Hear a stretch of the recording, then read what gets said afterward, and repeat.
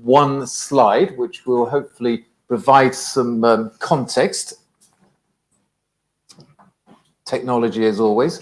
So this is a slide courtesy of Knight Frank. There are many sources you can go to which look at the past returns from luxury investments. This covers most of them, and it examines two periods, the last 12 months, which is the purple bar, and the last 10 years. I don't know how good your eyesight is, but one of the best investments over the last 12 months has been art. And then hopefully you can see some of the others. One of the worst, and this is a big apology for ladies who love handbags, that's actually been one of the worst performers over the last 12 months. But if you look at the last 10 years, the one that easily wins is whisky.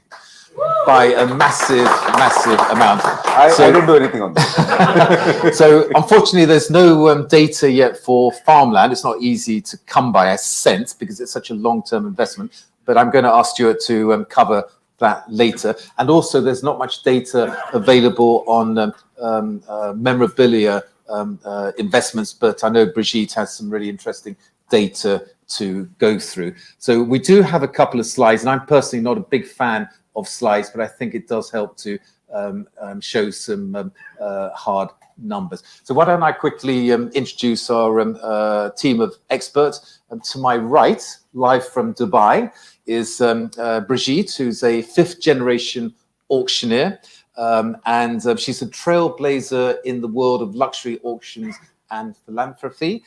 With her unparalleled expertise and a distinguished career, she's been at the forefront of auctioning some really interesting items and also charitable giving, which I did mention at the beginning. And it's worth mentioning that she's the only female auctioneer in the memorabilia space in the world. And she has auctioned some fascinating pieces, which we will touch on in literally 5 minutes or so. So welcome, Brigitte, and thank you for starting quite early from the west coast of the US. To my left is Ganesh Iyer, who is co-founder of the Malt Society and founder and managing partner of FLC Group. He's an expert in alternative investments, and he's got a passion clearly for malt whiskey and a sharp eye for unique investment opportunities. The society has 700 members in the Middle East. I'm guessing most of them are in UAE. Yep. And if tonight goes well, I'm hoping he's going to actually invite me to one of his tasting events. So please keep that in mind. Go well, it's okay. You're invited. And to his left is Sylvain Gaillard, who's the esteemed director of the Opera Gallery, which is very well known. As I said, they've got 16 galleries in the UAE. And his business... In the world. In the world. Yeah, okay, in the world. In the world. Thank you for correcting me there. And he showcases through all these galleries both contemporary and modern masterpieces. He's an ex-private banker, so don't hold that against him. But it's quite useful to have a private banker talking about art, because I guess some of your clients are now private bankers who are often asked by their clients, which sort of art should I be buying? So it's great to have Sylvain as well. And finally, not least, all the way from Abu Dhabi, is Stuart Donald. He's a visionary leader in the agricultural sector, and he has a deep expertise in management, consultancy, and investment. And he's contributed to advancing sustainable and profitable agricultural practices. He's worked in many locations around the world, like in New Zealand, where he managed large-scale farms, the US, Europe, and Africa. And the business he now works for employs 5,000 people. I believe you have the backing of a royal family, and you operate in multiple locations, including LA. So just for a bit of fun, and we want to keep this pretty informal, but do remember, if you've got any questions, please try and park them to the end, because I'd rather these experts do their 5-minute pitch than I'm going to ask them some individual questions. So Brigitte, why don't we start with you, if you don't mind? And could you just give some background to your area? And I know that you don't really like the word memorabilia. You'd rather talk about celebrity-owned assets. and significant assets. So maybe you can explain the difference between these definitions, a bit about your sector, and then why it's so exciting. And then I've got a couple of slides to show. So over to you. Sure. So first off, thank you to Capital Club Dubai for hosting this event. And thank you to all the panelists for showing up today. I think this is going to be a lot of fun. I wish you would have told me this was going to be informal, Nigel, because I'm always formal. That's the way it works in my sector. There's no such thing as casual in my world. But, you know, I did want to start off with some facts. You know, here are some fun facts. As of 2022 to current date, my sector has outperformed CDs, money market accounts, S&P 500, the New York Stock Exchange, IRAs, cryptocurrency, and here's something really fun. Every single asset class that's on your panel today, I'm the only one that can encompass all of them, right? So if you think about that, we can have celebrity-owned land, we can have celebrity-owned art, we can have celebrity-owned whiskey. So it really is an interesting sector. There's no maximums, no minimums, there's no market caps, there's no regulation. So it kind of is the Wild West. And, you know, it's definitely not for the soft at heart, hence the reason being the only woman in the space. It actually is taken up by about 95% men, which is a very interesting and fun fact. There's a lot of different things that go into collecting memorabilia and then celebrity-owned assets. So memorabilia can be a vintage Monopoly game. It can be an Elvis Presley lunchbox. It can be a Lady Gaga t-shirt. But when you talk about celebrity-owned assets, these are one-of-a-kind items that cannot be duplicated and are being offered to an open market and really offering a sense of exclusivity that's very difficult to touch on. So there's a lot of fun things going on in our industry, and I look forward to kind of being able to show more metrics. As far as returns, over the last few years, we've been able to show 20 to 350% returns year over year. So really good space to be in. Shall I show two of the slides you sent me? Absolutely. I think that'd be a great idea. So we have a couple of examples here. We have Elvis Presley guitar. And also we have a Jimi Hendrix guitar. So if you look at these items, they were actually purchased, you know, in some cases a year before. A prime example would be the Comeback Special guitar. So we sold that first in 2000. I actually have my notes here. We sold that in 2021 for $500,000. We were asked to sell it again in 2022. It sold for $937,500, setting a world record on an Elvis Presley guitar. So you see that 1 year, and I don't even think it was a full year. My assistant reminded me this morning, I think it was actually 10 months. That was the return. As far as the Jimi Hendrix guitar, so that one sold for $80,000 the year prior. And then you can see kind of that uptick the very next year. So there's a lot of potential in the space. I think really what needs to have the most attention is how do you identify these assets, right? How do you know what's going to skyrocket? How do you know what to invest in? What names, you know, and I look forward to kind of touching on that a little bit more if somebody has those questions. Okay, we're moving on to the second slide now. Okay, so the second slide, help me out here, Nigel. What's the second slide? It's got a picture of Elvis Presley and his iconic special guitar. And then on the right, it's his motorcycle, which is set to have a new record. Okay, so the motorcycle, this was a fun story. So we had a client purchase that privately, and remember that word when dabbling in the celebrity-owned asset space. We had a client that private purchased that for $50,000. It later ended up selling only within 24 months for over $1 million at public sale.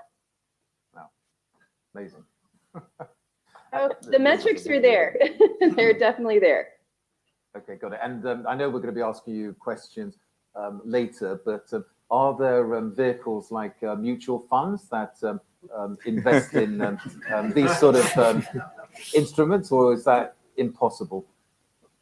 No, so the client pool is really kind of a mixed bag. You have public companies, you have museums, you have private collectors, you have brokers, you have the general public, you have so many different buyers and sellers within this world. I would say the biggest thing to focus on rather than who owns it is the provenance. Who owned it before, much like the art world.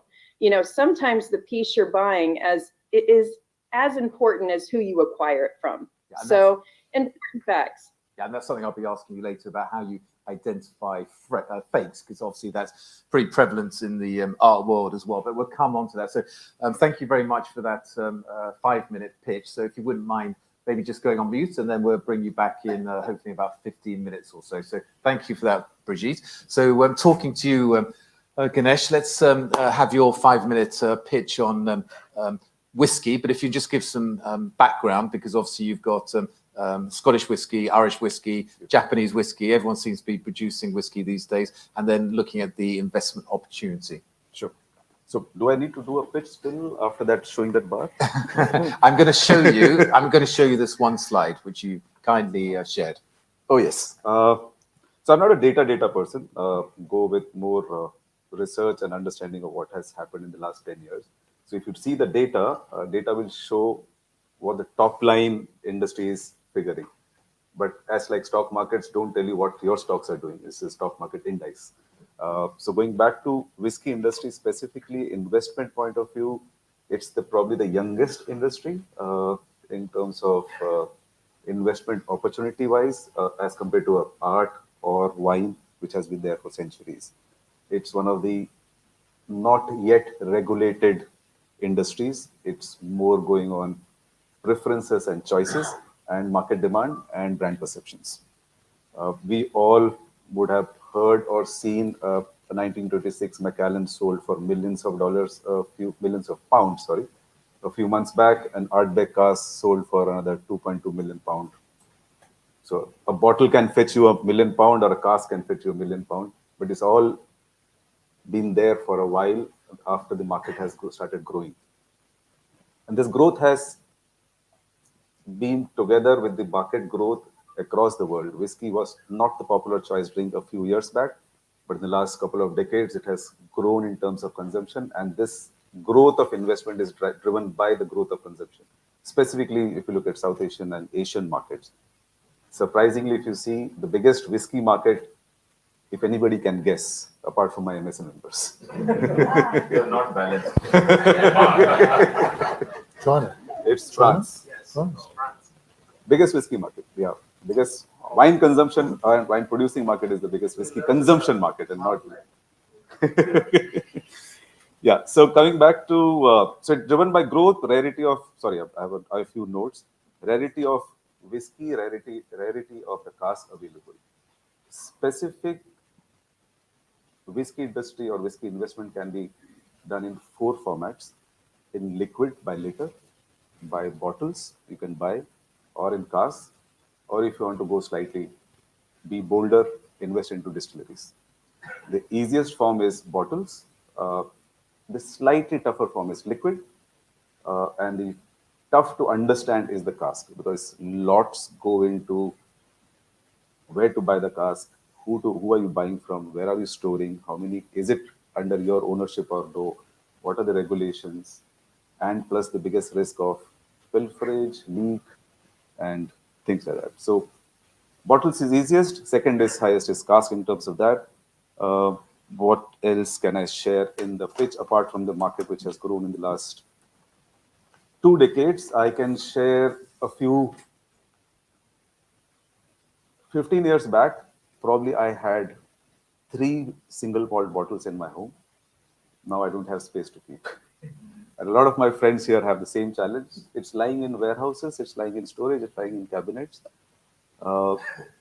And I would say 50% of those bottles are collectibles and grown in value over the last couple of years. I'll share one more small example, and Vikas sitting here would understand. Around 10 years back, we went on a holiday to Malaysia. Both of us bought a Macallan 10, which was close to 30 pounds. Yeah. Today, if you go to auction, it's more than 1,500 pounds. So, patience is the game in whiskey investment. If you go in today and expect a return tomorrow, not possible. Buy in, stay, while the whiskey is still maturing in the cask, and enjoy the returns much later. So yeah, that's my Good advice. So, Sylvain, let's move on to you and talk about the world of art. I'll pass you the flipper if that's okay, because there are a few slides. We don't want to go through each one, I'm afraid. Like, because how of do I time. switch? Yeah. Like this? All right. Yeah, so just to give you guys an idea, art market is about a 60 billion market annually. And the reason why a lot more people are talking about using art as an investment is something fairly new, and it's driven mainly by one thing. It's driven by what you see in the news. So up until 20 years ago, I mean, art was this very opaque market that nobody really understood. And unless you came from a family of art collectors and your parents used to receive the Gazette Drouot, you had no idea. I mean, art was something a bit foreign. Every now and then, when you were kids, you were taken to a museum and you kind of knew that art was painting, sculptures, and that some people were collecting art, but basically it stopped there. And over the last couple of years, we've seen these crazy auction results that are now making headlines on all the major outlets, and people are like, it's interesting. Like, that piece sold for 450 million, that piece sold for 80 million, and everyone is talking about how this individual or this family are selling their estate and how, and they paid so little back in the days. So people have realized, all right, art is definitely interesting. I want to invest. The return seems to be amazing. So one thing that I consistently hear in the gallery when people come is, well, you should invest in art because art never goes down. I wish that were true. I would be filthy rich if art never went down. But art is a market like every market. It obeys circle, and if you want to invest in art, you need to manage your investment accordingly. So just to backtrack a bit, I told you about all these major headlines and these amazing returns. The reality is most of the art which is being sold and collections which are fetching hundreds of millions, these are collections that were started 3 or 4 generations ago. And whoever started the collection, they had no freaking idea. They bought peas because, they lived because the neighbor turned out to become a huge artist, or they exchanged the bottle for a piece of art. And then second generation, third generation. And then the fourth generation, usually they don't care so much. And they're like, well, like the great grandparents had this amazing idea of, like collecting all these pieces of art, and let's figure out how much it's worth and now sell it because we want to buy something that interests us. And that just goes to show you that making money in the art world usually takes a very, very long time. And the great-great-grandparents that acquired art, they were basically buying penny stock. And they only tell you about the one that did perform, that they forget to tell you about the one that never became popular or that never showed up at auction. So the message that I'm trying to convey here is art is or can indeed be a really, really good alternative investment, but you really have to know what you're doing. So I always tell people this really corny thing: if you want to invest in art, the emotional return you're going to get from owning one or several pieces outweighs the financial one. This being said, if you would like to invest in art, we have tools now, we have data, we have like 15, 20 years of data now, which help us do some amazing things. And there is a graph that I showed to private bankers, which I think is really cool, because art kind of works like stocks and bonds. You have a primary market. So primary market is when you go to your gallery and you buy art that comes from the artist studio. And then the secondary market is once the art has changed the hand for the first time, and then it gets priced in lots of different markets. How cool is this? I can graph the performance of a Pierre Soulages painting against the S&P 500. And we can do a lot of these things. So when you want to invest in art, we can actually calculate returns. We can show you what your art portfolio is doing versus more traditional financial assets. But at the end of the day, it has to be, you have to enjoy the investment. It has to be fun. You need to find someone that understands your investment objective. if you want to go in for the long run, for a short run. If you're in for the long run, it's usually super fun. If you want to invest in art for the short run, it has to be actively managed, and you need to find one or several people that do understand the amount and your expected return and are going to coach you through that. So I'm just going to leave it at that because the other slides are, way too technical. Great. So back to you, Thank you Nigel. very much. Thank you. And that's great. Thank you, Stuart, for being so patient. We're now going to move on to farmland, and I think there are some slides. If we could show those, please.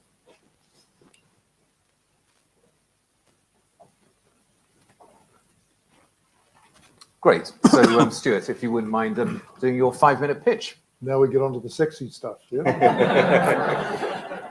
So that's a piece of desert in the middle of Egypt, southern Egypt. And that was all the light brown stuff 15 years ago, but now it's a bunch of circles of 100 acres. Each of those pivots are growing crops 2 or 3 times a year. So that's what you can do with investment in farmland. And I wouldn't call that farmland, quite frankly. It's a bunch of desert. The Egyptians like to call it soil, but it's actually sand. So we throw a bunch of Nile water on there in a controlled fashion, wet the soil, drain the salts out, put a center pivot on, and then plant some seeds, put some fertilizer on, control the pests, and you come up with a crop. So we've got 600 of those in Egypt, and we supply wheat to the government. We supply maize to the government. We're doing a whole bunch of sugar beet, sorghum, soybeans, basil, sesame, a whole bunch of crops. So when you've got an environment like that, where you've got lots of water, sunshine, and people, you can grow almost an unlimited amount of things. So we're producing food basically on those pivots, which will otherwise have been just desert, quite frankly. So the message here is that that's not your typical farmland around the world. Probably see some other photos shortly, but maybe go to the next slide. I guess, what is farmland investments? I mean, it comes into the alternative assets bucket, real assets, natural assets.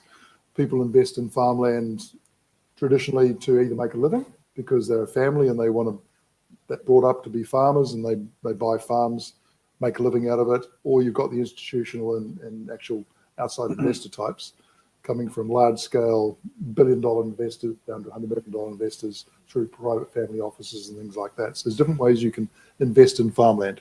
The reasons you do that, basically, farmland, there's only so much farmland in the world. The world is Earth. Until go to some other planet, we've only got a certain amount of farms in the world. In fact, they're declining because we're locking up farmland into national parks, into reserves, into private playgrounds for rich people. A lot of our good topsoils are going down the river into the ocean through erosion. So our actual farmable land in the world is actually declining. So we've got a scarcity of a resource that is becoming more and more in demand by a rising population, and a population that's demanding more and more products, not just in volume, but in terms of quality. So fundamentally, the drivers behind land increasing in value is the scarcity of that resource. The advantage of farmland is that it's very much correlated to inflation, to beat inflation. It's very uncorrelated to a lot of the other investments around the world, whether it's stocks or bonds, commodities. You see that chart there, that it's actually quite a low risk investment in the long term, but a fairly high return versus some of the other investments you've got around that might be more volatile. So over a long period of time, investing in farmland or a farm has proven to be a lot more beneficial in the long term, stable, certainly not getting 350% return on a bottle of whiskey like the whiskey guys do, or $1 million out of a jumpsuit from Elvis Presley, but this is much more fun and much more sexy investing in farmland. And you get income from producing food or fiber or something from that land, and you make a profit out of it. You put all those inputs in like I described, sell your product, you make a profit. That's how you drive your revenue from the farm. And in the longer term, you'll get a capital gain from that land because you're increasing your profits. And you can increase your profits in lots of ways by maybe taking on more technology to reduce your costs, planting new varieties, new transgenic varieties, new fertilizers, tractors that have got a wider, a more efficient coverage, go faster, plant more, harvest more per hour.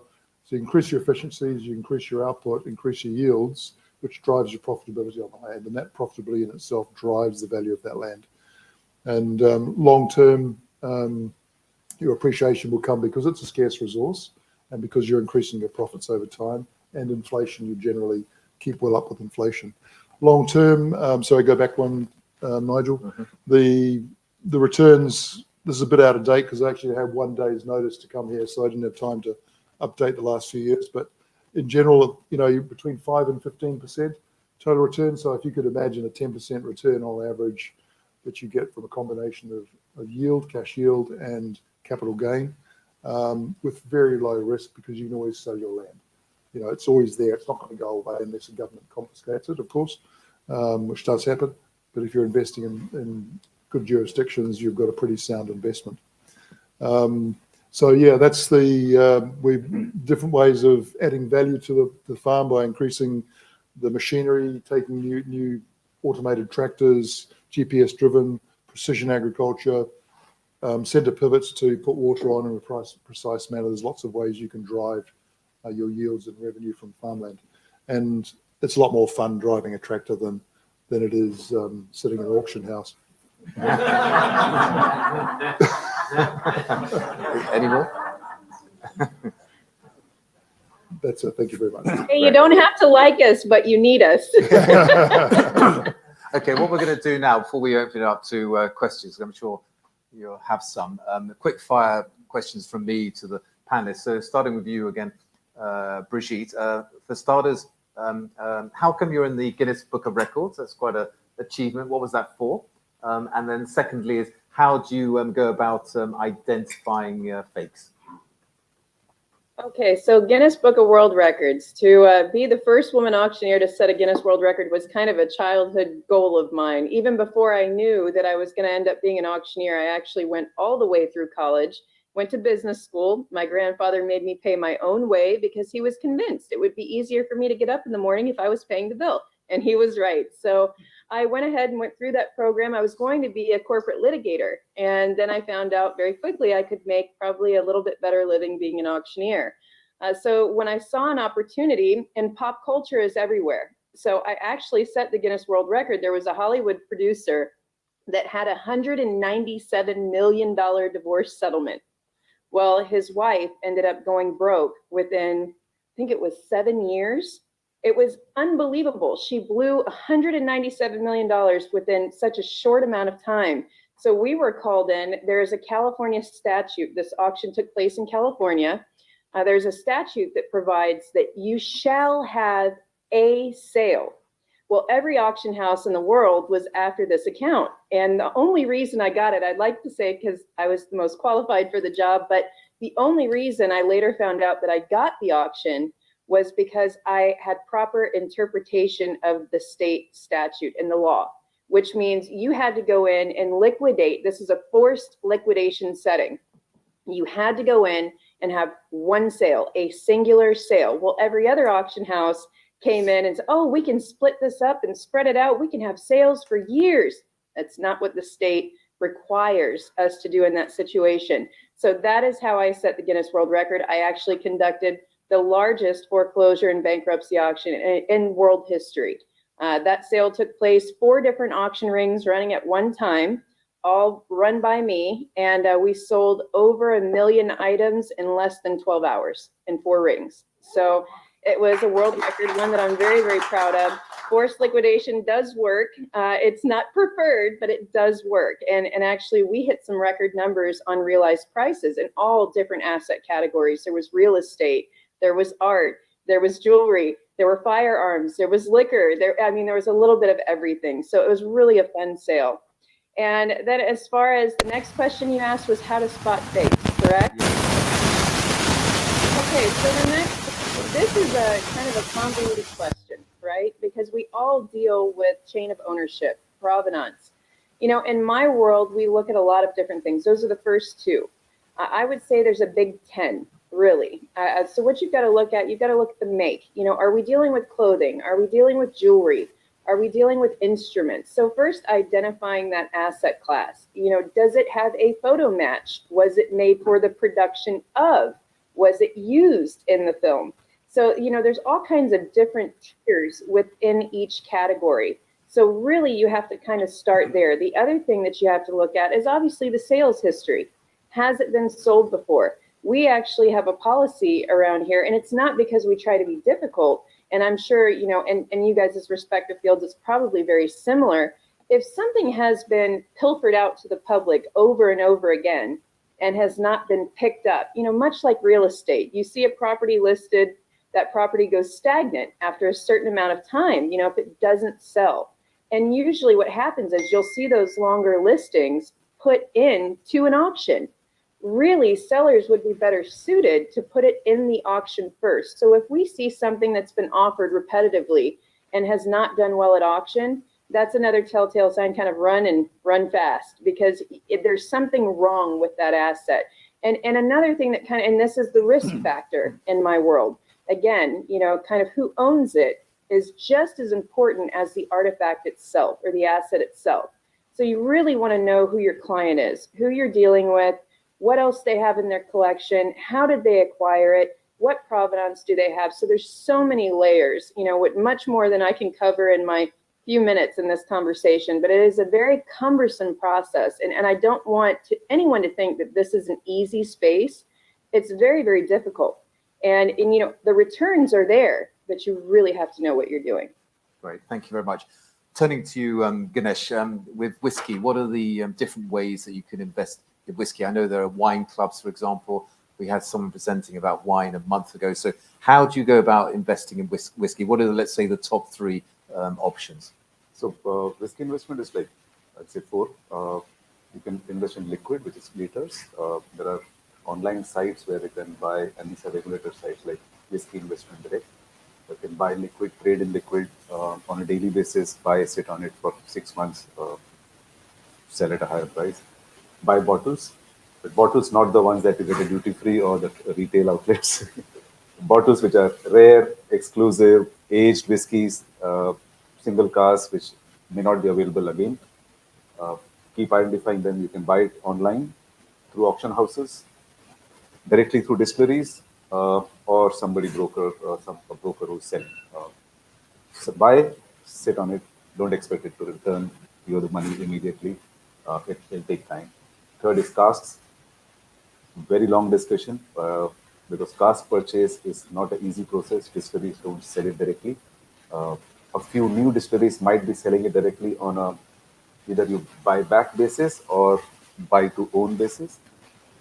The larger casks like I won't say Macallan or Artbeck, but any other like Killanalaki or Karagalaki or any other casks which are mid-range brands can be bought from broker houses. But be sure, do not buy from anyone online. If you're working with a broker or somebody, ensure you have worked with the broker, you know he's genuine, check the past history, because this is where a lot of fraud happens. You don't know where the liquid is. And when you buy the cask, ensure you move the cask to your own owned warehouse. Do not, I would say, do not let go of the cask just with the certification that you own the cask, but get a delivery order. So delivery order largely means it has gone to a warehouse and the warehouse has confirmed that this cask is here and it's in your name. The fourth option is distillery investments. A lot of new distilleries keep coming up now, whether it's Scotland, India, Japan, New Zealand, Canada. There are investment opportunities in new distilleries. So those are four, I would say. Okay, great. Thank But you. the most popular is bottle. Easy to go in, easy to get. Great, thanks. Sylvain, what about how do you build a art collection? Because obviously there are quite a few options there. Yeah, so if you want to invest in art, basically you have two solutions. Solution number one is to have the same kind of relationship that you might have with your relationship manager if someone is actively managing your money. So the goal is to identify one or several persons that do understand what you want to achieve, what the investment horizon is, and that are going to help you pick which pieces you need to buy and are going to tell you when it's time to sell. So it's going to be more of an active management type of thing. And then again, you can work with as many people as you feel comfortable with. And you also know that some dealers or some galleries do specialize in certain types of art. So nothing is preventing you from dealing with a couple of different people at the same time and have a portion of your art portfolio managed by different entities. That's what we do. And the other way that you can invest in art is go through a regulated platform. So there's more and more investment vehicles now being developed. They're often referred to as art funds. And then art funds, there's a couple of different ways these are being managed, but they allow you to passively invest in art. It's a fairly new investment vehicle. People are very curious about it.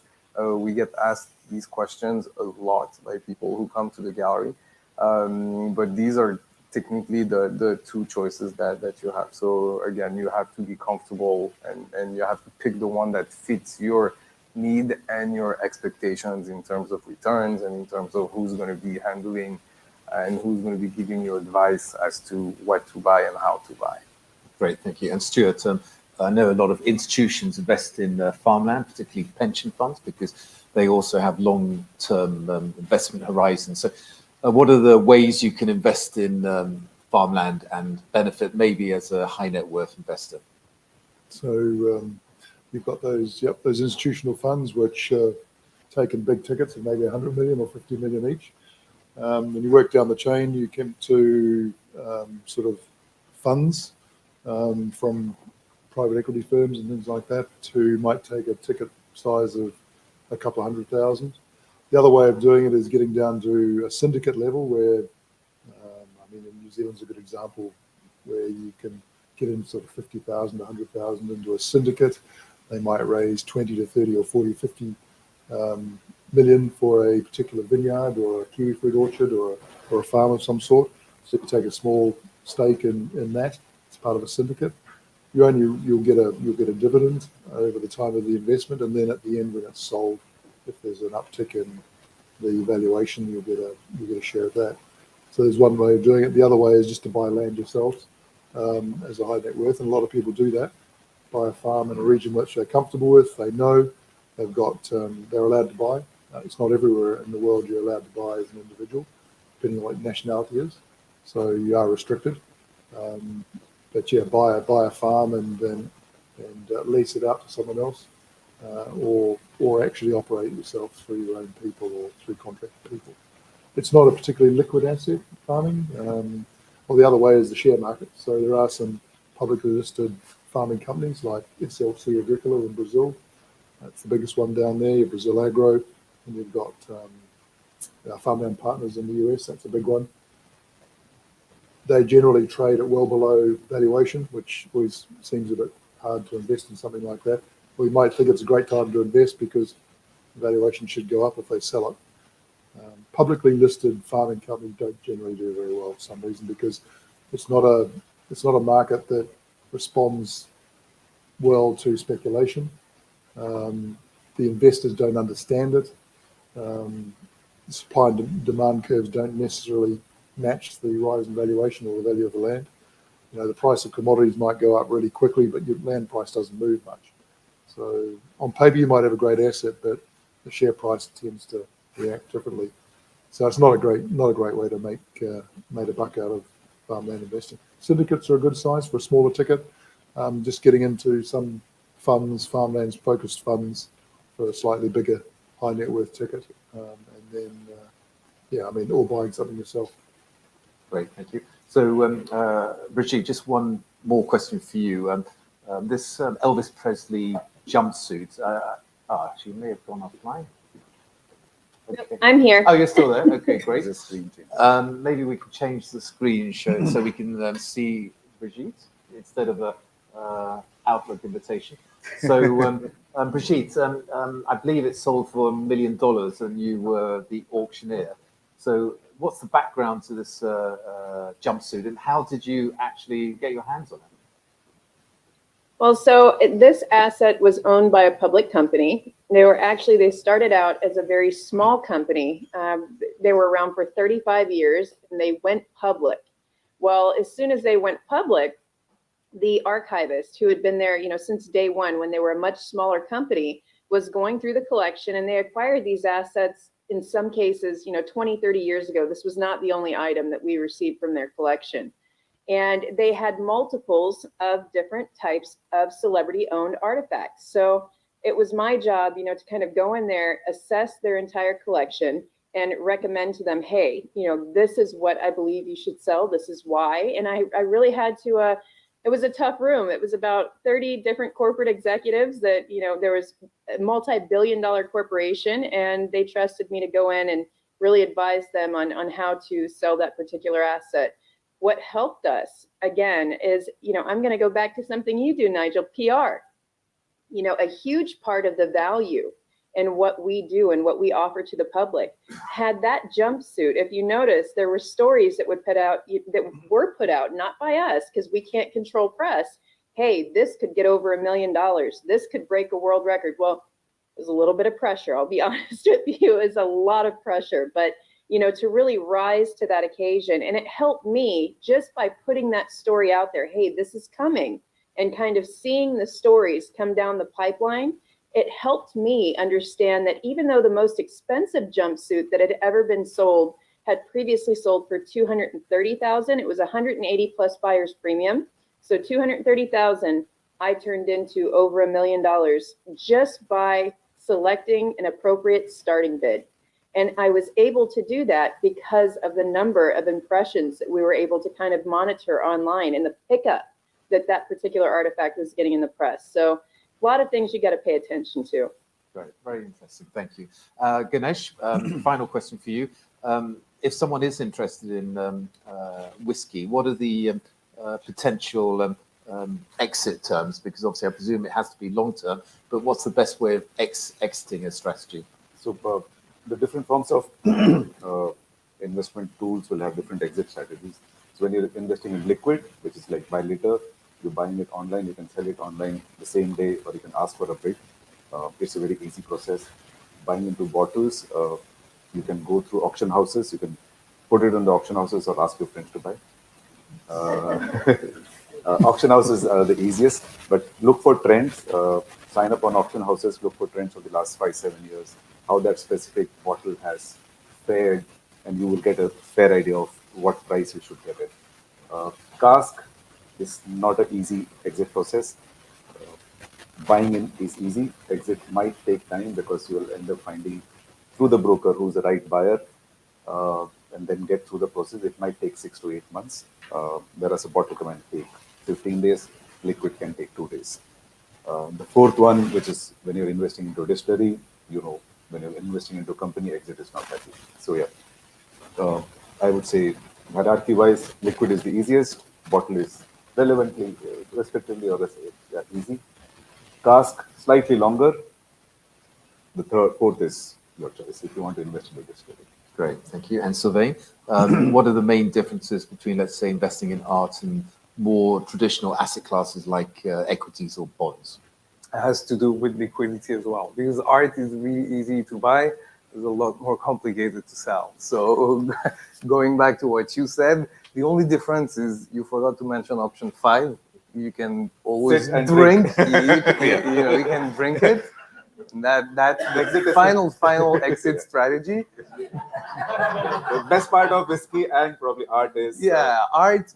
You can decide that you want to sell. It might take a long time between you've made the decision to sell and then you actually get what you want out of the work. So it's always been a problem, or not a problem, but something of concern in the industry is we're not a liquid industry. So always bear that in mind. Great, thank you. And Stuart, what are the kind of time horizons investors need to look at when investing in farmland? Yeah, well, certainly farmland is not as liquid as whiskey, that's for sure. But you need to take a long-term view, I think. I mean, unless you're buying in a receivership or something really below market, and you can turn it around, develop the property, put some irrigation on, tidy it up, start generating some profits. You can probably sell that on fairly quickly, but generally it's a long term. So the longest term investor is an institutional investor would be Nuveen or TIA, the Teachers Fund out of the US. They've got something like 4 trillion under investment. So they would take a 30-year approach to this thing. Big tickets going in, take 30-year approach, but really low margin. They buy and lease out. They lease out for passive lease of 3, 4, 5%, depending on where they are in the US, Australia, or they've got Romania, and where else, down South America as well. So they've got a big portfolio of, but they're just trying to match pension fund requirements over a long period of time. So the land will gain value over time. Yeah, they very rarely sell, buy more than they sell. At an individual level, yeah, you need time to be able to sell. Generally, in the regions where it's harder to buy, it's easier to sell. So harder to buy means there's a lot of competition there at the auction block. 20 people bidding for the same farm. It's pretty hard to buy a farm when you've got 20 people bidding for it. But at the same time, if you manage to buy it, you want to sell it, you'll have 20 people there trying to buy it. The other way around, if it's easy to sell, no one else wants to buy it, you buy it, you'll find that it's pretty hard to sell at the end of the day. So it's one of those chicken and egg things, really. Depends a bit on your risk profile. I guess how much money you've got. And the best way to make money out of farming is really to buy something that's undervalued, undeveloped, put some money in to develop it, turn it into something that's really high producing, and then sell it on to someone who needs to buy something with cash flow coming in. Great. Well, let's open it up to questions. Thank you very much, Stuart. Who would like to ask the first, and just tell us who you want to direct it to? Yes, sir. So my question is for Stuart. Obviously, in my family, was finance guy as well, and in my view, farmland is the most traditional of assets because of farming, whatever. How do you see because you also mentioned the demand supply, right? I think demand is increasing for farmland or farmland product, and there is a new supply coming on board. So how do you see the impact of technology on that? So vertical farming, for example, more output from the same farm. So is vertical farming something that interests you? Is that something that you see as an asset? Yeah, vertical farming, I think, has its place. The company I'm with, Aldara, has investment in Pure Harvest, which is out of Arlene. You might see it in the Spa and that. We've seen tomatoes and cucumbers and things like that. It's pretty impressive. Look, I think vertical farming, which is basically glass houses and automated water, nutritional requirements, easy harvesting, it's all in one place. Takes a lot of power, takes a lot of water and a bit of manpower. Needs to be located close to population centers. That's really great. You don't be sticking out in the middle of the Nevada desert and trying to supply California. That doesn't make sense. You need to be close to your supply channels. So I think it has a role, especially for that fast-moving stuff like tomatoes and lettuces and fast-moving stuff. But I think you're not going to be able to grow potatoes or sugar beet or wheat inside a greenhouse. You need large scale for that sort of thing. So technology comes in the field in the terms of better irrigation systems, more efficient machinery, more precise application of fertilizers and spray regimes and things like that. So technology applies in the field. But I think your particular region, the vertical farming, I think there's a lot of them around. A lot of them have gone broke. But I think, if you've got cheap water, cheap electricity and close to a market, I don't think you can lose. But generally what happens is you run out of water or you don't have good, cheap electricity or something like that because it's expensive. Great. Yes, the gentleman at the back. Yes, this goes for Ganesh and Brigitte. For online sales, that will go to a non-auction house. Is there any kind of asset certification that can provide the comfort to the buyer as the authenticity of the whiskey or the product? So, Bridget, you want to go first? Yeah, did you hear that, Brigitte? Could you repeat? I was really trying to hear it, but I couldn't hear it. Can you repeat it for me, Nigel? Ganesh. Yes, there we go. Come on, brother. So the question is, when selling online or buying online, is there a certification process or a certificate which can be received at the time of buying or at the time of selling to confirm the authenticity of the thing or the asset? have Right? to ask That's that. the Oh, question? is that the question? Yeah. Fantastic. That's a great question. So absolutely, kind of goes back to what I was referring to earlier, letters of provenance, screen matches, there's archive records. So even if you're buying like Elvis Presley's guitar, which I want to be really careful here because Elvis is sadly a dying brand. So I don't want to plug Elvis too much because there's so many others to really focus on. But let's use Elvis as an example. We're kind of picking on him today. But if he has a guitar, like the one that we sold for over $1 million, what's lovely about these artifacts is you're able to contact Hagstrom and they have an archive. So they have serial numbers, they have photographs, there's photos of him using it during the concert, then there's the ownership trail, the chain of custody. Absolutely. So you should never purchase any of these things until number one, you've exercised the fullest due diligence, completely possible on that particular artifact. It's almost a bit of being a private investigator, if you will. And once you get that information, then you have to validate the information. So there's kind of a multi-step process. So great question. Great. And Ganesh?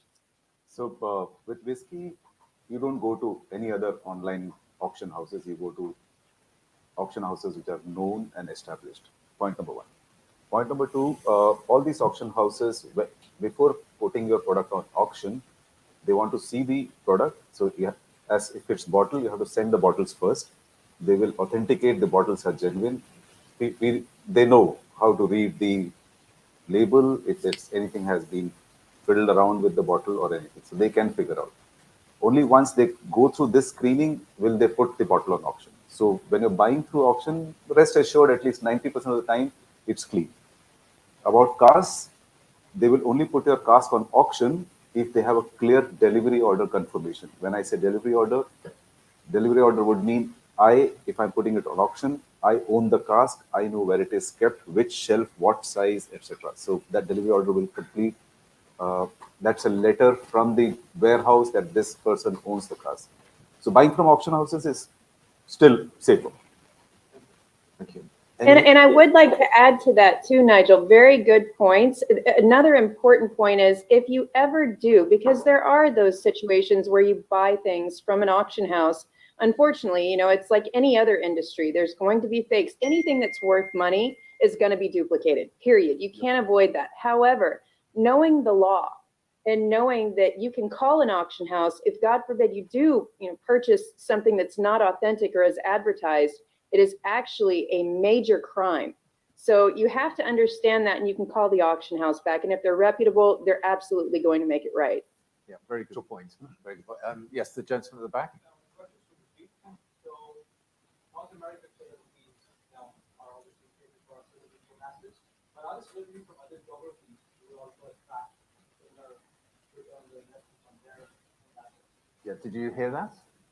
Okay, No, please. yes, assets from celebrities in the US are well known, but let's say you are a celebrity in India or in Asia, they're going to be less popular. So I think that's the. Well, look at the geographies are. Yeah, which geographies are going to be most attractive outside the States? I love that. We actually have an auction coming up. I love this question. Well done, whoever asked that. Really well done. So we actually have an auction coming up because even within the United States, unfortunately, we have a little bit of segregation. There are the American, golden era, silver screen, and I wish I could find a more eloquent way to put it, the white artist. Then we have the African American artist, which if you put them side by side, historically, Denzel Washington, he's an icon, but his items will sell for a few $100s. And then you put him next to somebody like Bing Crosby, will sell for several $1,000s. We actually have an auction coming up where we are headlining with an African American artist. So really exploring that diversity. I would say an up and coming emerging market that no one is really paying attention to would be K-pop and also anything Bollywood. Super exciting. I mean, there's hundreds of millions of people that love Bollywood, and it's really kind of an untapped market. Okay, got it. Okay, that's very interesting. Any more questions? Don't be shy. Yes. Actually, about farmland. Will great rise like it is in America with Monsanto and their GMO, will that be affecting farmland? We're talking about fakes. About fakes. So the question there is about Monsanto and the problem they're having with Roundup, I think, they're which not is the having a glyphosate. problem, everybody else is having a problem. Everyone else is having a Doing problem. very well. And right, yeah, that's right. We've probably all used Roundup at some times in our life if we had a garden or something like that, yeah. It's a good question. I actually worked for Monsanto myself in past years. Bayer, the German company who bought Monsanto, obviously inherited a real nightmare. And they've got billions of lawsuits, basically, for those who are not up to speed for the use of a chemical that's very commonly used in gardens and golf courses to spray weeds. So a few people have taken Monsanto to court for claiming that that chemical was responsible for them getting cancer of some sort. So it's cost them billions, and there's still hundreds of cases outstanding. So will it take Bayer down? I don't know. How will it affect the farmland market? You know, Roundup has been the most successful agricultural chemical in the world. It's actually been the least toxic. It's the least damaging for soils and all microorganisms of all the other pesticides out there. So, and it's very much an important part of the rotation on cleaning up weeds so you can plant crops successfully. So it'd be a real shame if we lose that chemical as a farmer. But obviously I can understand the hysteria around, you know, the lawsuits that are coming out of that. I'm not sure if I answered your question really. No, yeah, because that's on a side issue, which isn't so little a side issue, but very important. But I meant the GMO actual seeds, the taking over, like corn. Oh, GMOs, like yeah, okay. The GMO. Well, you're speaking not to the right. necessarily Monsanto. I mean, anyone that made agriculture products, I'm not even very fond of. But what about the actual using natural seeds for the GMO that proliferates? Okay, good. Using American corn. So that's been around. So cotton, BT cotton was the first to be launched in 1995 in the USA. So cotton was bred to have insect resistance. So instead of spraying the crop for insects that were eating the cotton, you would have a cotton that's genetically modified to resist the insects. So instead of spraying 12 times for insects with chemicals, you wouldn't have to spray. So that was the advantage of the BT stuff. So it's been around for 30 years. No one's proven that the effects of BT or corn or soybeans has had any adverse effect on population. So it's pretty well tested. It's well researched. I think you kind of have to trust the authorities to have done their job. But from a farmer's point of view, the GMO traits have been fantastic. And from a general consumer's point of view, the cost of production has been kept down because of that. And the burden of insecticides and pesticides in the environment has been vastly reduced by having crops that resist insects and weeds rather than spraying all that agricultural chemical into the environment. So it's been a lot of benefits. Great. Well, oh yes, last question then. Thank you. I have a question for around art. For somebody who's starting up or now looking at getting into art, what would you recommend is the best way to get in? Would it be to buy the art itself, get into a fund, or nowadays there's a lot of tokenization which is happening. Plus there are these NFTs and these new age, let's say, art which comes out. What would you recommend is the way to get in? So it boils down to the amount that you're able and willing to invest. And that's going to dictate a lot about which is going to be the best way for you to invest in art. NFT, actually, NFT is, if you do believe in the market and you understand the market of NFT and you're comfortable with everything down the line, it's a great way to invest because you can start investing for a few $100. If you want to go the more traditional route, it's going to boil down to the amount of money that you're willing to invest, and then the goal of whoever you're going to be speaking with is to get you the best possible piece for that particular amount, and also managing your expectations in terms of returns and investment horizon that particular amount allows you to kind of expect. Great. Well, I think. I have a question. Oh, yes. Sorry for Ganesh. Farmland, we produce stuff that the whiskey guys produce their whiskey from. What's the most expensive bottle of whiskey you've ever drunk? From? Not the whole bottle. And I share a few days back, where during the whiskey festival we had here, I was offered a 50-year-old Glenturret. 10 ml was more than 1,000 pounds. 1,000 pounds for 10 mils. Is that one shot? So at one shot, that was 1,000 pound ton. So I think A child's Benadryl dose. Did you take it? yes, exactly. Other than that, And was it worth I it? Was think it that's worth the most it? expensive Was it one. worth it? Oh, 100% yes. If I think of it, I can still taste it. Okay. Well, thank you very much for attending this event. I think it's been very interesting. So if you could show your appreciation to our panelists, Brigitte, Ganesh, Sylvain, and Stuart. So thank you very much. Thank you.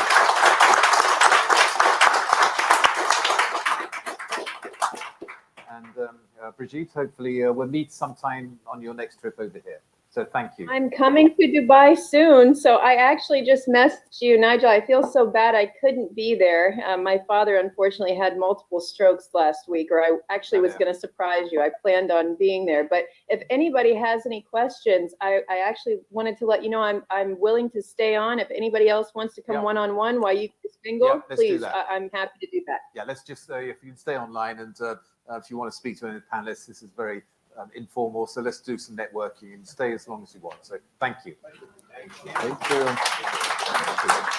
My pleasure.